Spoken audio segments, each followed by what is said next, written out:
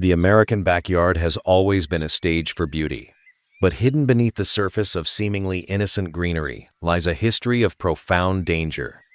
We're not talking about weeds.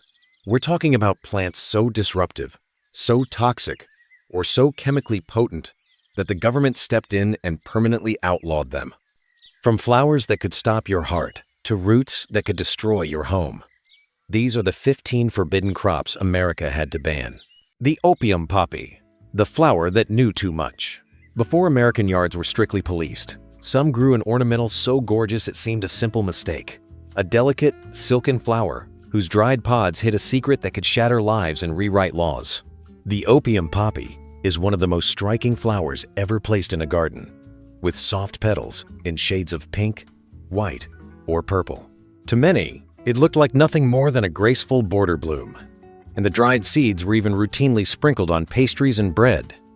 Yet, behind that innocent beauty sat a danger that authorities could not ignore. Those same large, round pods carried the sap used to create morphine and other powerful opiates. For centuries, this plant fed both kitchens and hospitals around the world. But by the mid-20th century in the United States, that duality was no longer tolerated. Owning even a small, beautiful patch in your yard could lead to harsh penalties, regardless of how innocent the gardener's intent was. The line between ornamental flower and narcotic source was simply too thin for the government to allow home cultivation. The FBI warned homeowners to turn over their seeds immediately, treating the delicate flower like contraband. The classic, beautiful poppy of old has been all but forgotten. That flower knew too much for the simple American backyard. It's a story we see repeated with other seemingly innocent plants, like the unassuming shrub from the Andes that looked plain but carried power. The coca plant, the modest shrub with mountain power. On the surface, it looked like a plain evergreen, a modest shrub that could pass for any background plant in a southern yard. Yet, the coca plant was anything but ordinary. Its small, glossy leaves, carrying a potent, ancient power from its native Andes mountains. For generations, mountain communities relied on those leaves, chewing them to fight fatigue, stave off hunger, and to make the air thinner and the mountains less painful. It was a cultural staple, woven deep into the fabric of mountain life. Here, in the United States, however, the plant became infamous as the raw, natural source of cocaine. The shrub itself isn't toxic to the touch, nor does it spread wildly like a weed, but lawmakers saw a profound danger in what those leaves could become once processed. By the 1950s, federal law ensured that the power of coca would never take root in an American backyard without intense government scrutiny. Cultivation is still tightly banned, treating even a small handful of shrubs as evidence of a much darker intent. It remains a plant revered in its homeland and utterly forbidden here, a simple green hedge with a secret too powerful for the home garden. A similar fate awaited another tidy shrub, prized in Africa for the burst of energy it delivered. The tidy hedge that brought a band buzz. No. Long before energy drinks fueled the workday, a simple green shrub was prized in other parts of the world for the burst of alertness it delivered. A fast-growing plant that could have been a perfect hedge, but its chemistry made lawmakers nervous. Khat is a tidy shrub with pointed green leaves, easy to mistake for any simple privacy screen. But in East Africa and Arabia, chewing those fresh leaves is a social ritual, valued for the surge of energy it brings. The secret lies in a natural stimulant called cathinone, a compound that works on the body similarly to amphetamines. Unlike kudzu or knotweed, this plant would never choke out forests or break apart walls with its roots. Yet, American lawmakers saw a different kind of threat: the potential for dependency, heart strain, and mental unrest. This placed khat firmly under the Controlled Substances Act, banned outright from being grown in home gardens or greenhouses. For this reason, khat never successfully made the leap from a cultural staple crop overseas to a common American backyard feature. It remains a prohibited plant, judged by its internal chemistry rather than its external appearance. Like this shrub, the next plant also held an internal secret, though its power was less about energy and more about vision, earning it a sacred place among ancient peoples. The peyote cactus, the slow-growing plant of sacred ritual. Before gardens were filled with quick-blooming annuals, one plant demanded a decade of patience. A small, unassuming desert cactus that grew low and lacked the sharp defenses of its cousins. Its reward was not in flavor or shade, but in vision. The peyote cactus does not look dangerous at all. It is a small, rounded plant that blends into the desert sand. Yet, inside its button-like tops lies mescaline, a potent chemical that could unlock hours of intense, spiritual vision. A trip too profound for the everyday American yard. For Native American tribes, this slow-growing plant was sacred, used in ceremonies that stretched back centuries. It was a plant of patience and ritual, taking up to 10 years to mature, making it the opposite of a casual garden crop. Although federal law eventually carved out a narrow exception for its specific religious use, cultivation remains strictly banned for everyone else. Its powerful ties to the hallucinogenic experience placed it firmly on the restricted list. The slow-growing, button-like plant might seem harmless, but its interior power was deemed too profound for the home setting, forever linking it to the forbidden. From this desert ritual to the tropical coast, another exotic plant with striking beauty was restricted not for its visions, but for a hidden health threat. The betel nut palm, tropical charm, public health hazard. In the hottest, most glamorous corners of the South, a tall, slender palm tree promised a touch of the tropics. Its trunk was crowned with long, arching fronds, a picture of vacation charm. But the seed of its fruit concealed a long-term danger that the Food and Drug Administration decided was too risky for American backyards. The betel nut palm looks like an ideal ornamental, but it is the nut, tucked inside its fruit, that shaped its forbidden reputation. Across South and Southeast Asia, chewing betel nut wrapped in a leaf is an entrenched daily custom, delivering a mild, tobacco-like buzz. However, scientific study revealed a darker side to this long-held tradition. The price was slow, invisible damage, years of chewing, linked to debilitating gum disease, and the terrifying specter of mouth cancer. By the mid-20th century, the United States placed heavy restrictions on its import and cultivation. While the palm rarely thrived outside of the warmest southern climates, attempts to raise it indoors or in greenhouses drew serious scrutiny. Unlike ecological invaders like kudzu, the betel nut was not banned because it would harm the land, but because its seeds were a direct public health hazard. The next kind of forbidden plant was an entirely different sort of threat, an invader that wasn't toxic to the body, but relentlessly destructive to fences, trees, and the landscape itself. The vine that ate the South. There was a time when a plant was hailed as a great savior of American topsoil, planted with hope along dusty slopes. Homeowners even welcomed its quick, lush shade. But this green promise grew into a green nightmare. Kudzu was promoted heavily across the South in the 1930s and 1940s, seen as the perfect solution to prevent erosion along bare hillsides. Its vines raced across the landscape, offering quick cover and green promise. The problem was that the vine didn't know restraint. Kudzu spread with a speed few could control, climbing fences, telephone poles, and entire forests, smothering everything beneath its incredibly thick canopy. It soon earned the nickname, the vine that ate the South, capable of growing nearly 1 foot a day in the humid summer heat. What was planted as an economic necessity quickly became an ecological disaster, turning vast stretches of farmland and natural areas into impenetrable jungles.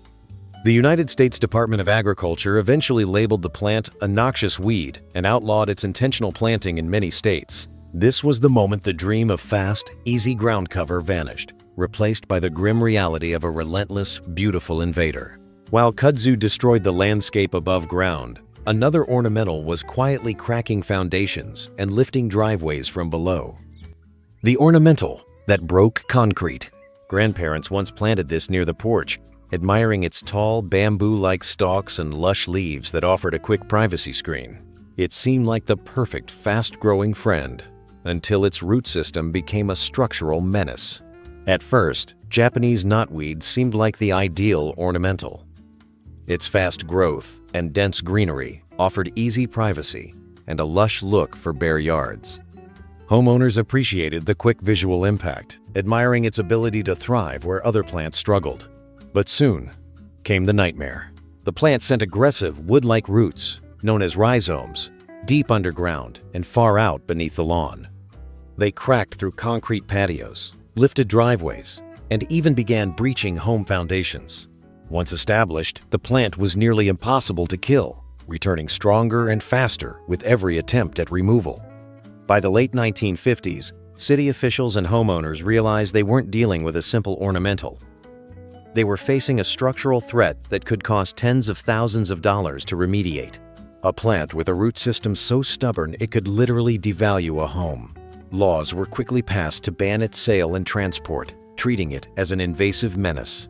Today, Japanese knotweed is feared by property owners across the country. Its destructive reputation earned not from poison or politics, but from the quiet, relentless power of its roots.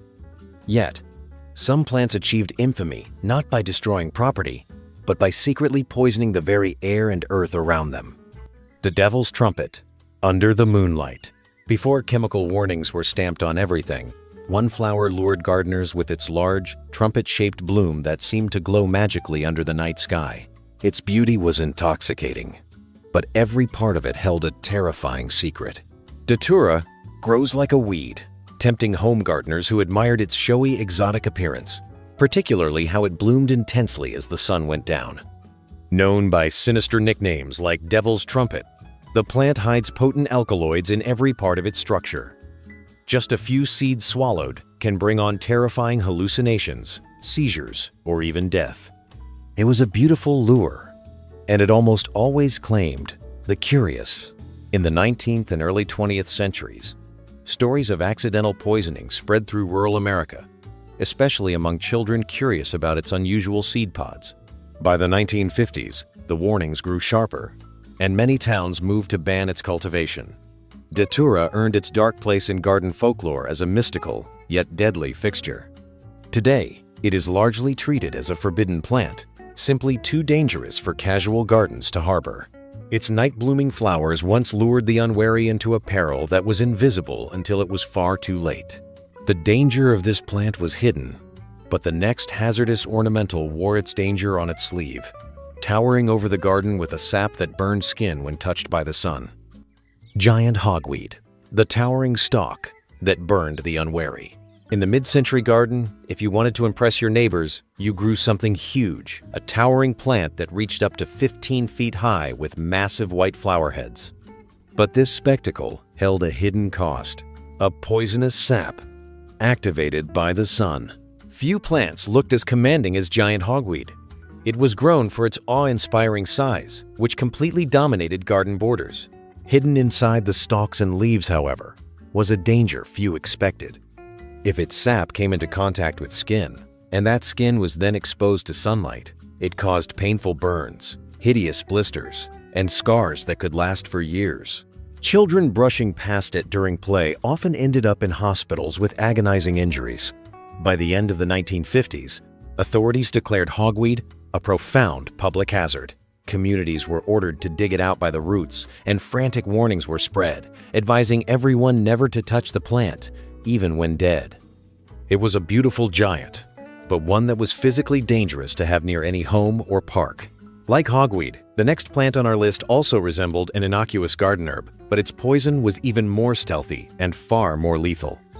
Poison hemlock, the lethal doppelganger. Before every wild green was vetted, some plants hid in plain sight, looking almost identical to harmless wild parsley or carrots. This plant's quiet beauty concealed one of North America's most lethal poisons, a silent trickster of the garden. With tall green stems, delicate fern-like leaves, and clusters of white flowers, poison hemlock looked entirely innocent. It looks almost identical to harmless wild parsley or Queen Anne's lace. But every single part of it is laced with potent alkaloids that paralyze the muscles and stop the lungs from working. Even simply brushing the sap into the eyes or mouth could bring sickness, while mistaking it for wild carrot and consuming a small amount was often fatal. Its grim reputation goes back to ancient times. It was poison hemlock that famously ended the life of the Greek philosopher Socrates. In mid-century America, children often mistook the plant for something safe, leading to warnings and bans across neighborhoods. Farmers ripped it out near grazing fields, fearful that livestock would ingest it.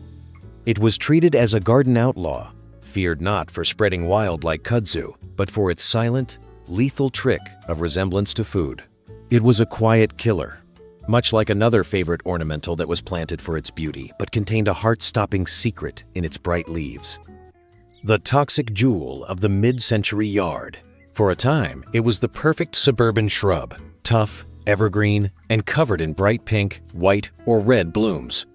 Homeowners adored its resilience, planting it in parks and along driveways until its sweet charm soured into fear. The oleander was once the jewel of mid-century gardens, prized for its ability to thrive even in drought and its glossy leaves that stayed green year-round. It seemed like the ideal low-maintenance, high-impact plant for schools, public parks, and private yards alike. But hidden within its stems and leaves was one of nature's most potent toxins. This wasn't a danger reserved for deep jungle foraging. Just a single leaf, if mistakenly eaten, could tragically kill a child or a pet. Stories of sudden sickness and death, particularly after livestock or neighborhood dogs nibbled its branches, quickly spread through communities. The plant's easy beauty became instantly tainted by its lethal secret. By the 1950s, many towns had banned it from public spaces like schools and playgrounds, and families quickly tore out the very shrubs they had planted with pride. The oleander taught us a harsh lesson. Sometimes the prettiest things in the garden are the most quietly lethal. It shared this tragic paradox with another flower, a tall, bell-shaped bloom that children used for play. Foxglove, the fairy tale flower with a hidden dose. In old cottage gardens, children loved to slip the bell-shaped blooms of this tall plant over their fingers, pretending they were tiny thimbles. It looked like something out of a fairy tale, but its delicate beauty masked a powerful, deadly chemical. Foxglove stood tall in garden borders, its elegant spires dotted with blossoms in shades of pink, purple, and white. Every part of this visually charming plant contains powerful chemicals known as cardiac glycosides. In the right hands, these compounds became medicine, forming the base of digitalis used for heart treatments. But in a casual home garden, the dosage was never safe. Curious children or pets who chewed the leaves or blooms could suffer nausea, dizziness, and even sudden heart failure. The fairy tale flower, once a sign of whimsical gardening, quickly became a serious hazard waiting in the yard. By the mid-20th century, garden clubs were actively advising families against planting it near homes. Too many people were unwilling to gamble with a beauty that carried such a risk in its stems. The fairy tale was over.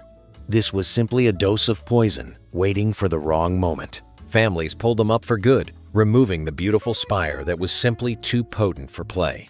It was a plant with a lethal internal secret, much like the next tropical beauty, whose striking seeds concealed one of the most dangerous poisons known to man. Castor bean, the tropical plant, hiding nature's deadliest secret. Before the suburban garden became tame, some growers sought a dramatic, tropical look. They planted this bold annual with huge star-shaped leaves and striking red pods. They got drama, but they also got the source of one of the most lethal toxins known. The castor bean plant brought a commanding, exotic presence to otherwise plain yards, growing tall and broad, demanding attention in borders and flower beds. But inside its attractive glossy seeds lay ricin, a poison so potent that ingestion of just a few could cause organ failure and a swift death. During the 1950s, stories of children and pets falling gravely ill after swallowing the seeds quickly spread, and families learned to fear the plant's aggressive beauty. Unlike some banned plants that were invasive nightmares, castor bean wasn't destructive to the land. It was simply too deadly to allow near homes, especially where curious hands and mouths might mistake its attractive seeds for something harmless. Gardeners swiftly tore it out, despite its spectacular look. It remains banned in many areas today, remembered as the plant that fooled families with its exotic charm while hiding one of nature's darkest secrets right in its seeds. This plant was toxic to the body, but our next forbidden subject was toxic to the entire city landscape, tearing apart sidewalks and killing off its neighbors. Tree of Heaven, the urban plague that killed the neighbors. With a name that promised grace and a quick-growing shade, this tree was embraced by city planners and homeowners alike. But it turned out to be an aggressive neighbor, tearing up sidewalks and poisoning the ground where other plants tried to grow. The tree of heaven was initially welcomed as a tough, fast-growing ornamental, especially useful in urban environments where few other trees could survive. But the grace its name promised quickly gave way to a relentless, invasive nature. Once planted, it spread aggressively, sending up shoots from its powerful roots that cracked city sidewalks and invaded home foundations. Worse still, it actively engaged in chemical warfare against its neighbors, leaving bare, poisoned earth behind. Farmers and urban gardeners alike cursed it for ruining vegetable plots, and city officials quickly despised it for its costly structural damage. By the mid-20th century, communities were forced to ban it outright, no longer charmed by its quick shade. The tree of heaven became a symbol of how an imported plant could turn from a hopeful ornament into an urban plague, tearing apart landscapes one stubborn, relentless root at a time. The final forbidden feature on our list also looked beautiful and inviting, but its dense growth choked the life out of America's precious waterways instead of its yards. Purple loosestrife, the charming flower that choked the wetlands. In many a marshy corner or backyard pond, this plant brought tall spikes of brilliant violet, drawing in bees and butterflies. It seemed to turn a damp patch into a living tapestry, until conservationists realized its quiet roots were reshaping entire ecosystems. Purple loosestrife was admired by grandparents for its sheer visual impact, offering tall spikes of dazzling purple flowers that thrived in wet soil. Homeowners loved how it transformed a marshy corner into a vibrant tapestry of color, and it did an excellent job attracting pollinators. But beauty soon gave way to deep alarm. Once the plant escaped into open waterways, its roots grew into dense, suffocating mats. These root systems aggressively crowded out native wetland plants, such as cattails and sedges. As the plant spread, fish lost their natural habitat, birds lost their nesting grounds, and entire waterways became clogged with impenetrable purple walls. By the 1950s, conservationists realized that this charming ornamental was quietly and ruthlessly dismantling America's delicate ecosystems. States quickly banned its sale and planting, and major removal campaigns began in earnest. The beautiful purple flower was ultimately judged too selfish, a dangerous invader that put the charm of a single yard above the health of a whole river. This plant, like all the others we've discussed, proves that not all growth is good, and sometimes the most alluring plants hold the most lethal secrets. If you found this dark chapter of gardening history fascinating, please like and subscribe for more stories about the plants and features America completely forgot.